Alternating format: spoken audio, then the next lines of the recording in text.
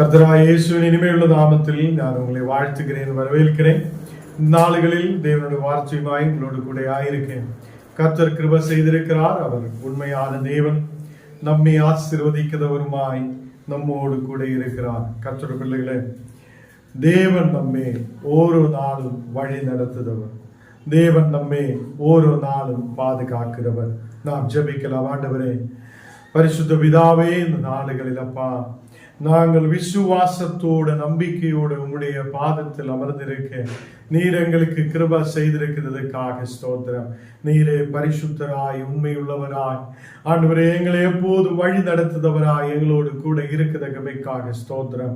இந்த நாளுகளில் கர்த்தாவே, பலவீனதைகளை மாற்ற, எல்லா எதிர் சக்திகளை அழிக்க, அந்த காலத்தின் கிரியைகளை அழிக்க நீர் உண்மையுள்ள தேவராய் எங்களோடு கூட இருக்கிறதுக்காக ஸ்தோத்திரம். உண்மை நாங்கள் உயர்த்துகிறேன், உம்மை நாங்கள் ஆராதிக்கிறேன், மகிமைப்படுத்துகிறேன். அப்பா ஆண்டவரே, நீர் பெரிய காரியங்களை செய்தவராய், எங்களை வழி நடத்துதவராய், தீர்க்காயுசோடு இந்த உலகத்தில் ஆகியிருக்க தேவனே, உடைய வார்த்தைகளை தியானிக்க நீர் கிருபை செய்தவராய் இருக்கிறதுக்காக ஸ்தோத்திரம். ஆண்டவரே, இன்னைக்கு வந்திருக்கிற ஒரு குடும்பங்களையும் நீர் ஆசீர்வதித்து பலப்படுத்தும்.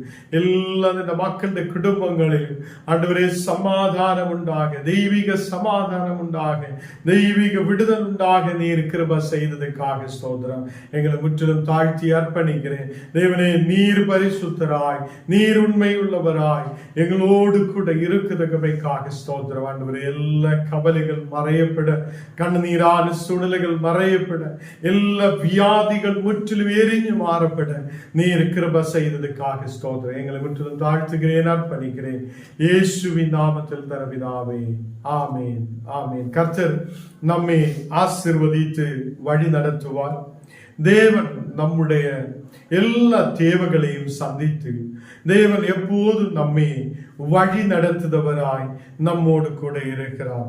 மத்தேயு 4 அதிகாரம் അതിന്റെ 1 വചനം നാം വാസിக்கலாம். മത്തேயு 4 அதிகாரம் അതിന്റെ 1 வசனம். அப்பொழுது இயேசு பிசாசினால் சோதிக்கப்படுவதற்கு ஆவியானவனாலே வனாந்தரத்துக்கு கொண்டு போகப்பட்டார். இங்கு ஆவியானவர் இந்த இயேசுவை வனாந்தரத்துக்கு நேராய் கொண்டு போகிறார். கர்த்தர் பிள்ளைகளே, இயேசு பிசாசினால் சோதிக்கப்படுகிறது. இந்த நாளுகளில் நாம் லெந்து நாளுகளாய் அநேகர் உபவாசத்தோடும் ஜபத்தோடும் ஆராதனையோடும் ஆயிருக்கிறார். அநேக மக்கள், அநேக சபைகள் இந்த நாளுகளில் தேவனுடைய பாடுகளையும் கஷ்டத்தையும் நினைக்கிற நாளுகளாய் இருக்கிறது. இங்கு இயேசு பிசாசினால் சோதிக்கப்படுவதற்காக ஆவியானவராலே வனாந்திரத்துக்கு நேராய் கொண்டு போகப்பட்டது இருக்கிறது. இன்னைக்கு நம் வாழ்க்கையில் அநேகம் சோர்வுகள் வரும்போது, நம்முடைய வாழ்க்கையில் அநேகம் பாடுகள் கஷ்டங்கள் வரும்போது நாம் பயப்படுகிறோம். என்ன ஆகும், எப்படி நான் முன்னாடி போகும், எப்படி நிற்கும், எப்படி என்னோட வாழ்க்கை இனி எப்படி ஆகும் என்றெல்லாம் சொல்லி அநேக கவலைகள் நம் வாழ்க்கையில் வரும். கர்த்தர் பிள்ளைகளே, மனிதனாய் இருக்கிற ஓரோ மக்களும் பயத்துக்கு நேராய் கடந்து செல்ல நாளுகளாக இருக்குது. இங்கு இயேசு சோதிக்கப்படுவதற்காக வனாந்தரத்துக்கு கடந்து செல்லுகிறார். அங்கேயும் இயேசு வெற்றி கொள்ளுதவராய் இருக்கிறது. பிசாசுக்கு முன்னாலே அவர் தோற்று போனவர் அல்ல. நமக்கு ஒரு சோதனை வரும்போது, நமக்கு ஒரு போராட்டம் வரும்போது நாம் அங்கே கீழே விழுந்து விடுதவங்களாய் அல்ல, அந்த போராட்டத்திலிருந்து எழும்பி அதை விசுவாசத்தோடு முன்னாடி கடந்து செல்த மக்களாய் நாம் காணப்படணும். ஹல்லேலூயா. இயேசு என்னை விடுவிப்பார், இயேசு என்னை வழி நடத்துவார், இயேசு ஒரு நாள் என் ஜபத்தை கேட்டு என்னுடைய தேவைகளை சந்தித்து அவர் வழி நடத்துவார் என்றுள்ள விசுவாசத்தோடு நம்பிக்கையோடு நாம் முன்னாடி கடந்து செல்லட்டும். கர்த்தர் பிள்ளைகளே, வனாந்தரத்தில் அங்கே எதுவுமே இருக்காது. வனாந்தரத்தில் யாருமே அங்கே உதவிக்காக இருக்காது. அந்த வனாந்தரத்திலும் இயேசு அங்கே இரவும் பகலும் அதை 40 நாளுகள் உபவாசத்தோடு இருக்கிறதை நாம் பார்க்கிறோம். கர்த்தர் பிள்ளைகளே, அவர் இரவும் பகலும் உபவாசத்தோடு அங்கே தேவனுடைய பக்கத்தில் அங்கே அவர் ஆயிருக்கிறது. அந்த வனாந்தரத்துக்கு நேராய் கடந்து செல்லும் போது அநேக கிறிஸ்தவங்கள் கீழே விழுந்து விடுகிறார். வனாந்தரம் நாம் பார்க்கும் போதே அது தேவன் என்னை வனாந்தரத்திலிருந்து விடுவிப்பார், வனாந்தரத்தை தாண்ட வைப்புவார் என்று விசுவசிக்காமல் அநேகர் அங்கேயே கீழே விழுந்து விடுவதை நாம் பார்க்கிறார். சில பேர் விசுவாசத்தை விட்டு தூரமாகி போகிறது. இங்கே இயேசு வனாந்தரத்திலும் அவர் 40 நாளுகள் இரவும் பகலும் அவர் உபவாசத்தோடு ஆயிருக்கிறதை நாம் வசனத்தில் பார்க்கிறது. அவர் உபவாசம் முடித்துவிட்டு அவருக்கு பசி உண்டாகிறார். அந்த வனாந்தரத்தில் அவருக்கு எதுவுமே கிடைக்கிறது இல்லை. அந்த பசி உண்டாகும் போது சோதனைக்காரன் அவரை சோதிக்கிறதுக்காக கடந்து வருகிறார்.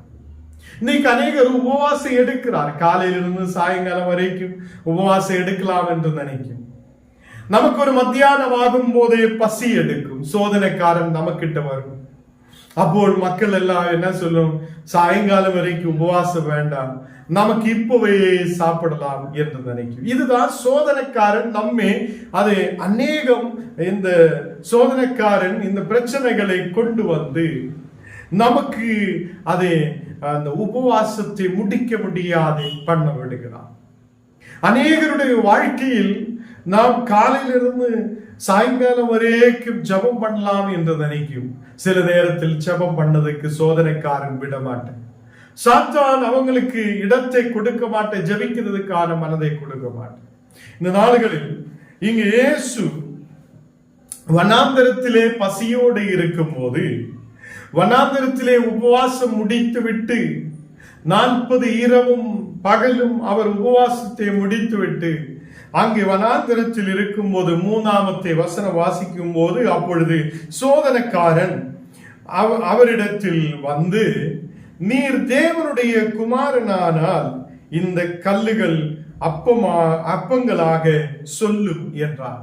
இங்கே சோதனைக்காரன் வந்து இயேசுவோடு சொல்லுகிறார், இந்த கல்லை நீ அப்பமாக சொல்லு என்று சொல்லுகிறார்.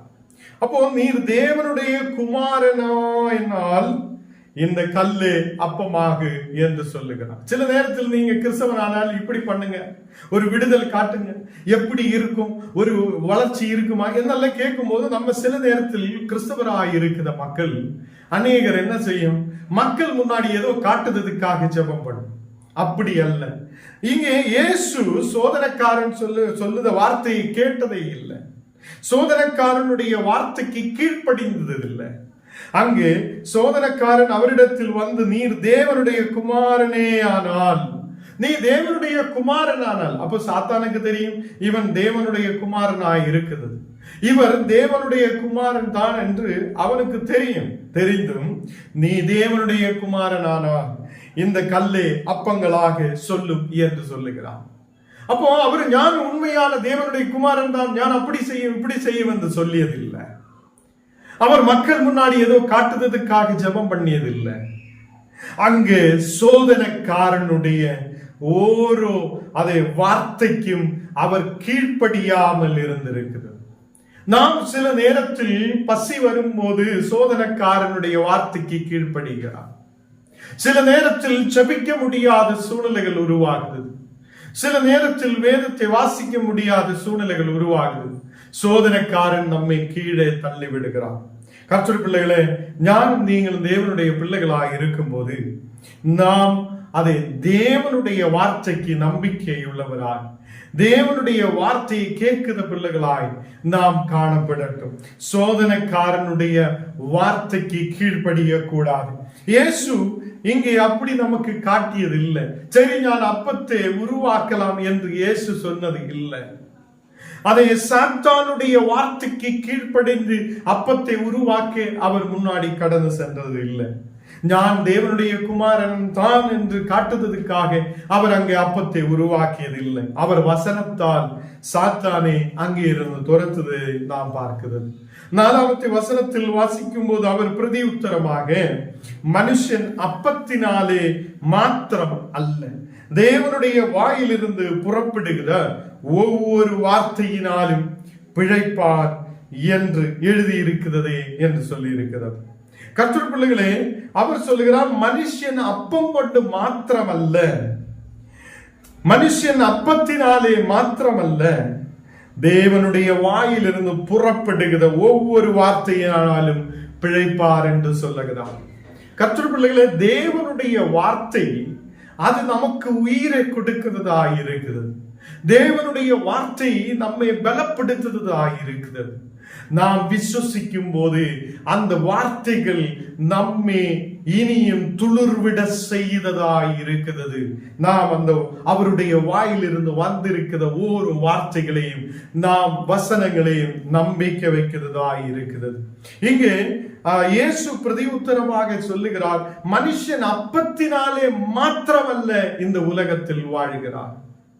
இங்கே சொல்லப்படுகிறது, தேவனுடைய வாயிலிருந்து புறப்படுத ஒவ்வொரு வார்த்தையினாலும் பிழைப்பார் என்று சொல்லப்படுகிறது. அதே கர்த்தருடைய பிள்ளைகளே, இயேசு சாத்தானுடைய வார்த்தைக்கு கீழ்ப்படிந்தது இல்லை. இயேசு அவனுடைய வார்த்தையை கேட்டு அப்பத்தை உருவாக்குறதுக்காக போனதில்லை. இந்த உலகத்திலே அப்பம் அல்ல, தேவனுடைய வாயிலிருந்து வருத வார்த்தைகள் எங்களை உயிர் கொடுப்பார், எங்களை இனியும் நடத்துவார், எங்களுக்கு அதை இந்த உலகத்தில் இனியும் ஆவிக்குரிய நிலையில் வளர முடியும் என்று இயேசு எடுத்து காட்டி இருக்கிறது. தேவ பிள்ளைகளே, 40 நாளுகள் உபவாசத்தோடு இருக்கிற இயேசு இரவும் பகலும் அந்த வனாந்தரத்திலே ஆயிருக்கும் போது, அவர் உபவாசத்தை முடித்த உடனே அந்த சோதனைக்காரன் அவர்கிட்ட வருகிறது. சில நேரத்தில் நாம் ஜெபிக்கிறது, நாம் ஆராதிக்கிறது, நாம் உபவசிக்கிறது, எல்லாம் செய்கிறார். சோதனைக்காரன் நமக்கு பக்கத்தில் வரும்போது நாம் விசுவாசத்தில் நிலைநிற்க முடியாதவங்களாய் இருக்கிறது. நாம் எப்போதும் நிலைத்து நிற்கிற மக்களாய் இருக்கணும். நாம் அதை அவர் எனக்கு கொடுத்தாலும் கொடுத்தில்லைன்னாலும், அவர் என்னை ஆசீர்வதித்தாலும் ஆசீர்வதித்தில்லைன்னாலும் நான் தேவனை விட்டு விலக மாட்டேன் என்றுள்ள விசுவாசத்தோடு நாம் முன்னாடி கடந்து செல்லணும். கர்த்தருடைய பிள்ளைகளை, 5ஆம் வசனத்தில் நாம் வாசிக்கும் போது, அப்பொழுது பிசாசு அவரை பரிசுத்த நகரத்துக்கு கொண்டு போய் தேவாலயத்தின் ஒப்புரிகையின் மேல் அவரை நிறுத்தி இருக்கிறார். இயேசுவே அந்த பரிசுத்த நகரத்துக்கு நேராய் கொண்டு போகிறது. அப்போ இந்த பிசாசானவன் இயேசுவே பரிசுத்த நகரத்துக்கு நேராய் கொண்டு போய் அந்த தேவாலயத்தின் மேலே அவரை நிறுத்தி இருக்கிறது. நீர் தேவனுடைய குமாரனானால், அங்கேயும் நம்ம பார்க்கும்போது, நீ தேவனுடைய குமாரனானால் நீ தாழே குதியும் என்று சொல்லுகிறான். அப்போ முன்னாடி நாம் பார்த்த வசனத்திலும் நீ தேவனுடைய குமாரனானால் அப்பமாய் மாற்றுங்க, இந்த கல்லை அப்பமாக்குங்க என்று சொல்லுகிறான். அதே மாதிரி இங்கேயும் அவர் தேவாலயத்துக்கு மேலே கொண்டு போய் அந்த தேவாலயத்தின் ஒப்புரிகையின் மேல் அவரை நிறுத்தி நீ தேவனுடைய குமாரனானால் தாழே குதியும் என்று சொல்லுகிறான். அப்போ ஏனெனில் தம்முடைய தூதர்களுக்கு உம்மை குறித்து கட்டளையிடுவார், உமது பாதம் கல்லில் இடராதபடிக்கு அவர்கள் உம்மை கைகளில் ஏந்தி கொண்டு போவார்கள் என்பதாய் எழுதி இருக்கிறது என்று சொல்லுகிறார். இங்கே சாத்தானும் அந்த வசனத்தை எடுத்து சொல்லுகிறது. உம்முடைய தூதர்கள் உம்முடைய பாதம் கல்லில் இடராத படிக்கு அவங்க உண்மையை பாதுகாப்பார் என்று எழுதியிருக்கிறது இல்லவா? நீ இங்கே இருந்து எடுத்து குதியுங்கள், தாழே குதியும் என்று சொல்லுகிறார். அப்போ அங்கு இயேசு இந்த சோதனைக்காரனுடைய வார்த்தைக்கு கீழ்ப்படிந்ததில்லை. நாம் 2 நாளுகளாய் அநேக சபைகள் ஜபத்தோட உபவாசத்தோட ஆயிருக்கும் போது சில பேர் அதை அந்த 2 நாட்களிலும் விழுந்து விடுவதை நாம் பார்க்கிறது. விசுவாசத்தில் இருந்து பின்மாறுவதை நாம் பார்க்கிறது. தேவன் எனக்கு அந்த ஆசீர்வாதம் கொடுத்ததில்லை, தேவன் எனக்கு உயர்ச்சி கொடுத்ததில்லை, தேவன் எனக்கு இப்படி ஒரு விடுதல் கொடுத்ததில்லை, ஏன் அப்படி கொடுக்கவில்லை, அதனால நான் நீ சபைக்கு போக மாட்டேன் என்று சொல்லி அநேகர் பின்மாறுவதையும் நாம் பார்த்திருக்கிறது. கர்த்தருடைய பிள்ளைகளே, நாம் பின்னாடி போகிறவங்களாய் அல்ல, தேவனுடைய விசுவாசத்தில் முன்னாடியே கடந்து செல்லுத மக்களாய் இருக்கணும். அது இங்கே நீர் தேவனுடைய குமாரனே ஆனால் தாழே குதியும் என்று சொல்லும் போது அவர் அங்கே அந்த சோதனைக்காரனுடைய வார்த்தையை கேட்டதில்லை. சோதனைக்காரன் என்ன சொன்னாலும் அதை அவர் கீழ்ப்படிந்தது இல்லை என்று நமக்கு இங்கே வேதத்தில் பார்க்க முடியுது. இந்த லென்த் நாளுகளில் நாம் சோதனைக்காரனுடைய வார்த்தைக்கு கீழ்ப்படிய கூடாது. நமக்கு பசி எடுக்கும், நமக்கு உபவாசத்தில் ஜெபிக்க முடியாத சூழ்நிலை வரும், சில நேரத்தில் தூக்கம் வரும், சில நேரத்தில் ரொம்ப டயர்டாகி போகும். இந்த நேரத்தில் உபவாசம் எடுக்குது என்றால் நாம் அதை சோதனைக்காரனுடைய ஒரு வார்த்தைகளில் கீழே விழுந்து விடக்கூடாது. சில பேர் இந்த நாளுகளில் அதை சாப்பாடுகளை கொஞ்சம் ஒதுக்கி அவங்க அதை தேவனை ஜெபிக்கிறதும் ஆராதிக்கிறதும் முன்னாடி போகுது. சில பேர் அதை பலவிதமான விசுவாசங்கள் இந்த நாளுகளில் இருக்கிறது. அதை அவங்களுக்கு முடிந்த அளவில் தேவனுடைய வார்த்தைக்கு நேராய் கடந்து செல்ல மக்கள் விரும்புகிறார். கர்த்தருடைய பிள்ளைகளே, ஞானம் நீங்களும் அதை தேவனுடைய குமாரனில் விசுவசிக்கிறார். இயேசுவை நாம் விசுவசிக்கிறது. அவர் சோதனைக்குள் பிரவேசித்து அங்கே சோதனைக்காரனுடைய சோதனையில் கீழே விழுந்து விட்டது அல்ல, அவர் வார்த்தையால் வெற்றி கொண்டிருக்கிறார் என்று நாம் பார்க்கிறோம். வசனத்தால் நாம் வெற்றி கொள்ளுத பிள்ளைகளாய் இருக்கணும். நம்மை பரிசுத்தப்படுத்துத இயேசு உண்டு, நம்மை இந்த உலகத்தில் நடத்த முடியாத தேவன் உண்டு. அவர் எப்போதும் என்னை ஆசீர்வதிக்க முடியதவர், பாதுகாக்க முடியதவர் என்று நம்பிக்கையோடு நாம் முன்னாடி கடந்து செல்லட்டும். இங்கே சோதனைக்காரன் சொல்லுத ஒரு வார்த்தையும் இயேசு கீழ்ப்படிந்தது இல்லை. அதற்கு இயேசு 7வது வசனம் நான் வாசிக்கும் போது, மத்தேயு 4:7 வாசிக்கும் போது, அதற்கு இயேசு, உன் தேவனாகிய கர்த்தரே பரீட்சை பாராதிருப்பதாக என்றும் எழுதியிருக்கிறது என்று சொல்லுகிறார். இங்கு உன் தேவனாகிய கர்த்தரே பரீட்சை பாராதிருப்பாராக என்று அங்கே வசனத்தில் எழுதியிருக்கிற அதே வார்த்தை அவர் எடுத்து சொல்லுகிறது. அப்போ இந்த தேவன் இயேசு அங்கே வசனத்தை வைத்து வெற்றி கொள்ளுவதை நாம் பார்க்கிறது. நாம் இந்த நாடுகளில் நம்முடைய புத்தியை வைத்து முன்னாடி போக விரும்புகிறான், நம்முடைய ஆரோக்கியத்தை வைத்து முன்னாடி போக விரும்புகிறான். விசுவாசத்தில் நாம் நிலைத்து நிற்கிற பிள்ளைகளாய் இருக்கும் போது இயேசுவில் உள்ள விசுவாசத்தில் நாம் முன்னாடி கடந்து செல்லுத மக்களாய் இருக்கட்டும். உன் தேவனாகிய கர்த்தரே பரீட்சை பாராதிருப்பதாக என்று எழுதியிருக்கிறது என்று இயேசு சொல்லி அங்கே வெற்றி கொள்ளுவதை நாம் பார்க்கிறது. கர்த்தர் பிள்ளைகளே, அநேகம் சோதனைகள் நம் வாழ்க்கையில் வரும்போது, வியாதிகள் நம்மை சூழ்ந்து கொள்ளும் போது, பிரச்சனைகள் நம் வாழ்க்கையில் வரும்போது அதிலே நாம் கீழே விழுந்து விடுத மக்களாய் இருக்கக்கூடாது.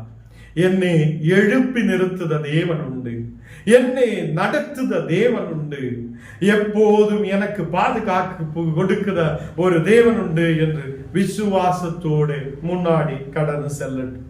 3வதாக 8வது வசனம் வாசிக்கும் போது மறுபடியும் பிசாசு அவரை மிகவும் உயர்ந்த மலையிலே கொண்டு போய் உலகத்தின் சகல ராஜ்யங்களையும் அவைகளின் மகிமையையும் அவருக்கு காண்பித்திருக்கிறார்.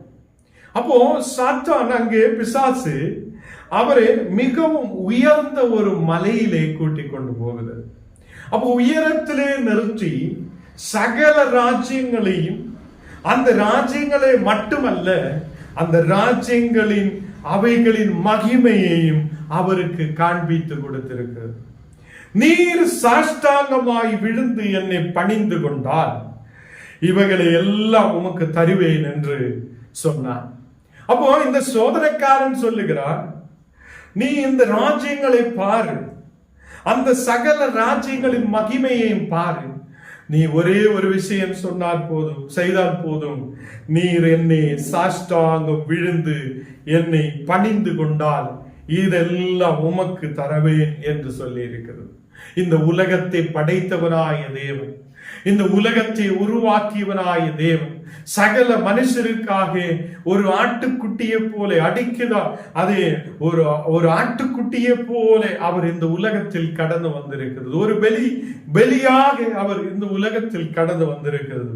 அந்த இயேசுவினால் சகலது உருவாகி என்று நாம் வசனத்தில் பார்க்கும் போது அதே தேவனுடைய குமாரனு கிட்ட சொல்லுகிறது, நீர் என்னை சாஷ்டாங்கமாய் விழுந்து என்னை பணிந்து கொண்டால் இதெல்லாம் உமக்கு தராம் என்று சொல்லுகிறார்.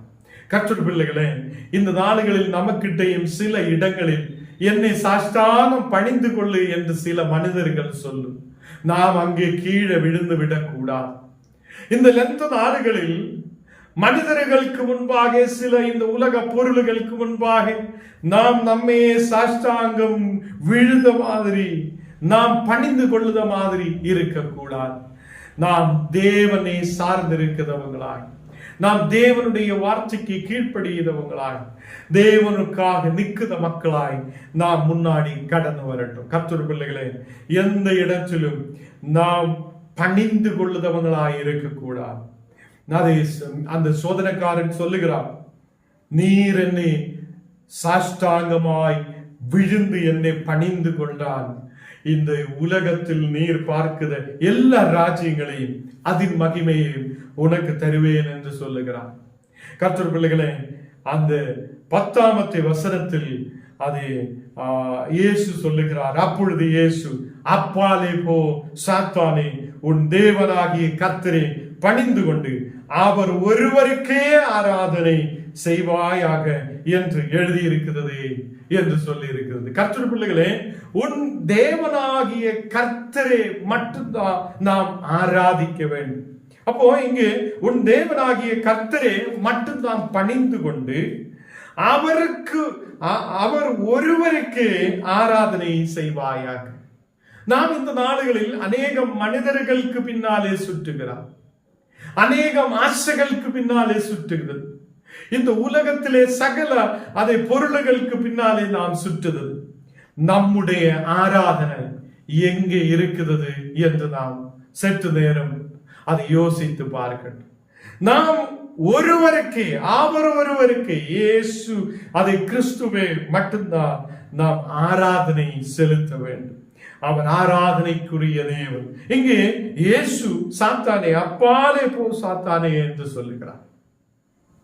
அப்போ உன் தேவனாகிய கர்த்தரே பணிந்து கொண்டு அவர் ஒருவருக்கு ஆராதனை செய்வாயாக என்ற வசனத்தை எடுத்து சொல்லுகிறார். தேவ பிள்ளைகளே, நாம் நம்முடைய விசுவாசத்தில் நாம் நம்முடைய தேவனை ஆராதிக்கிற பிள்ளைகளாய் இருக்கணும். நம்முடைய தேவனை நாம் ஆராதிக்கிற பிள்ளைகளாய் இருந்து கர்த்தரை பணிந்து கொள்ளுத பிள்ளைகளாய் இருக்கணும். சோதனைக்காரனுக்கு கீழ்ப்படியவங்களாய் இருக்கக்கூடாது. அநேக மனுஷர் சோதனைக்காராய் நமக்கிட்ட வரும். அநேகர் நம்மை விசுவாசத்தில் இருந்து பிரிக்க பார்க்கும், நம்மை எப்படியாவது இந்த ஆராதனைகளிலிருந்து பிரிக்க பார்க்கும். அப்படி இருக்கும் போது நாம் ஒருவருக்கே ஆராதனை செலுத்துதவராய், அதை அவர் ஒருவருக்கே ஆராதனை செலுத்துதவராய் நாம் முன்னாடி கடந்து வரட்டும். கர்த்தருடைய பிள்ளைகளே, நமக்கு தீர்க்காயுசை கொடுக்க, நமக்கு இந்த தேசத்தில் ஆசீர்வாதத்தை கொடுக்க கர்த்தர் உண்மை உள்ளவராய் இருக்கிறது. இந்த உலகத்திலே ஏதோ ஒரு பொருள் அல்ல, இந்த உலகத்திலே செல்வங்கள் அல்ல, இந்த உலகத்திலே பணம் அல்ல, இந்த நாடுகளில் நம்முடைய ஆரோக்கியம் அல்ல, தேவனுடைய கிருபை ஒன்றுதான் நம்மை வழி நடத்துவதாய் இருக்கிறது. கர்த்தருடைய பிள்ளைகளே, 11ஆம் வசனத்தில் வாசிக்கும் போது, அப்பொழுது பிசாசானவன் அவரை விட்டு விலகி போனான். உங்கள் பிரச்சனையின் நடுவில், உங்களுடைய கவலைகளின் நடுவில் நீங்க சொல்லட்டு, அப்பாலே போ சாத்தானே என்று சொல்லட்டு. இந்த சாத்தான் அங்கே இருந்து இயேசுவின் இடத்திலிருந்து விட்டு போகிறது, அங்கே இருந்து விலகி போயிருக்கிறது. உடனே அங்கே ஒரு பெரிய விஷயம் நடக்கிறது.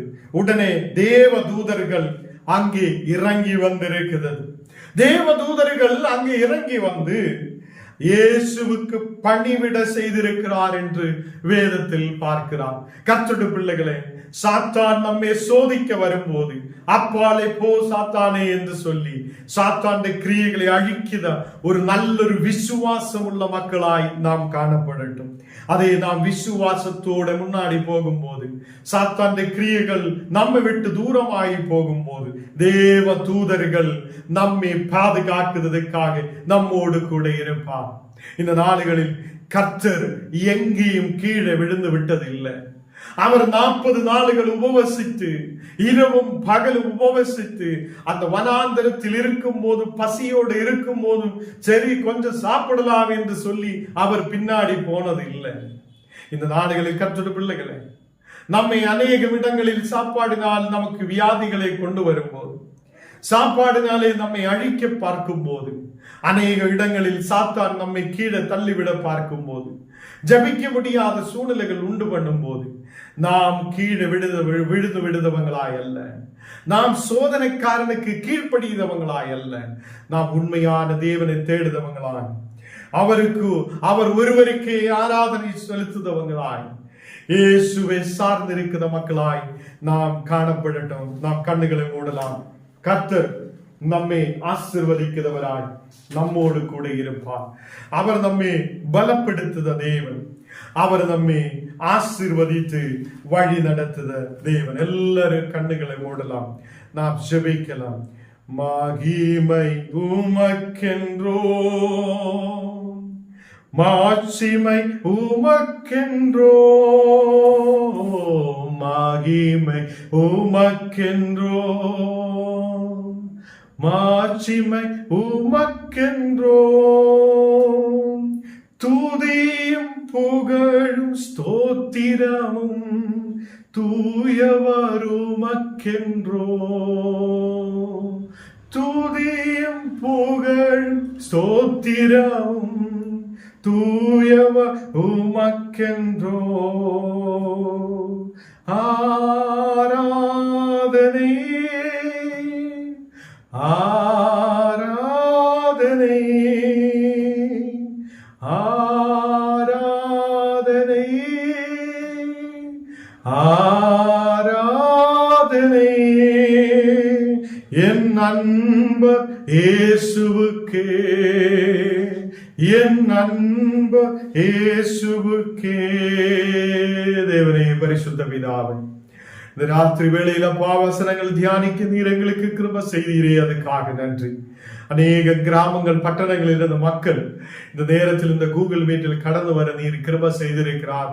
இந்த மக்களுக்காக விசேஷமாய் ஜெபிக்கிறேன்.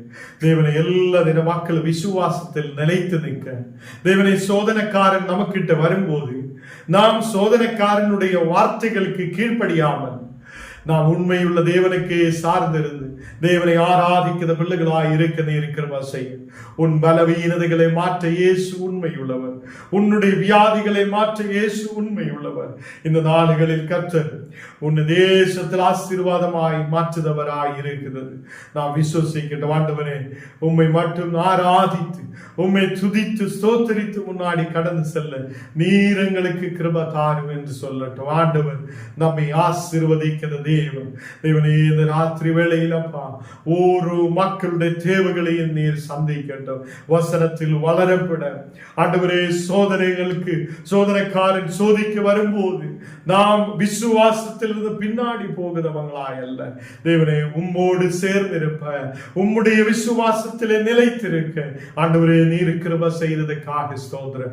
எல்லா பலவீனதைகள் மாற்றும், எல்லா அந்தகாரத்தின் கிரியைகளை அழிக்கும். தேவனே, உம்முடைய தூதன்மாரை எங்களுக்கு சுற்றிலும் இருக்கப்படட்டும். தெய்வீக பிரசனத்தால் நிரப்பட்டும். இன்னைக்கு வியாதிகளோடு பலவீனதைகளோடு யாரெல்லாமா இருக்குதோ அந்த மக்களுக்கு ஒரு விடுதலை கொண்டு நிரப்பும். ஆண்டவரே, இன்னைக்கு காலை வேளை ஜெபித்திருக்கிற ஒரு மக்களுக்காக நாங்கள் ஜெபிக்கிறேன். ஆண்டவரே, எல்லா மக்களுக்கு ஒரு நல்ல விடுதலை கொடுத்து நீர் ஆசீர்வதிக்கட்டும். அந்த பகுதிகளில் ஒரு நல்ல எழுப்புதல் உண்டாக, நல்ல ஜபங்கள் நடக்கப்பட, ஆராதனைகள் நடக்கப்பட ஆண்டவரே நீர் கிருபை செய்ததுக்காக ஸ்தோத்திரம். இன்னைக்கு வந்திருக்கிற எல்லா மக்களையும் நீர் பலப்படுத்தி ஆசீர்வதியும். எங்களை முற்றிலும் தாழ்த்துகிறேன், அர்ப்பணிக்கிறேன். இயேசுவின் நாமத்தில் தன் பிதாவே, ஆமென்.